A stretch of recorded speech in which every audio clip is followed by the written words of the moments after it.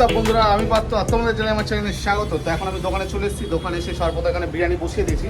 আজকে পুরো বিরিয়ানি কমপ্লিট করেই তোমাদেরকে ভিডিওটা করছি। তো এখানে আমার বিরিয়ানি রেডি হয়ে গেছে, আর ওখানে আমার হাঁড়িও নেমে গেছে, আর এইখানে আমার সব দোকানপাট গোছানো কমপ্লিট হয়ে গেছে। আর তার মধ্যে হাঁড়িটা নামাতে একটু দেরি হয়ে গেছে, অনেকটাই দেরি, প্রায় 1টা বেজে গেছে আজকে।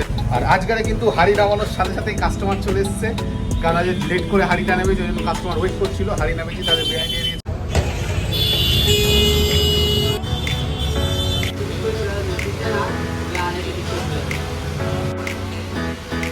বাইরে কিন্তু বিশাল রোদ, আর তার মধ্যে কাস্টমার কম আসছে, অনলাইন সেল বেশি হচ্ছে।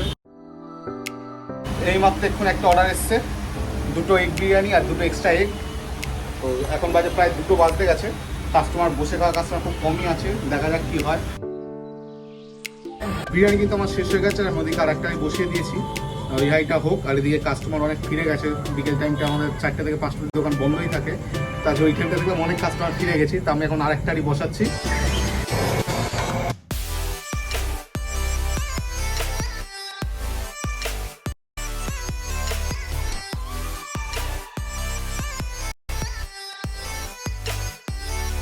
আজকে কিন্তু রাতের বারটা পড়ে গেছে, রাতের যে হাঁড়িটা নামিয়েছি, মানে বারটা খুবই বাজে হয়ে গেছে। দোকানপাট কিন্তু পুরো ফাঁকা পড়ে আছে। ওদিকে হাঁড়িতে প্রায় 20-22টা বিরিয়ানি এখনো আছে, অনেকক্ষণ থাকতে হবে।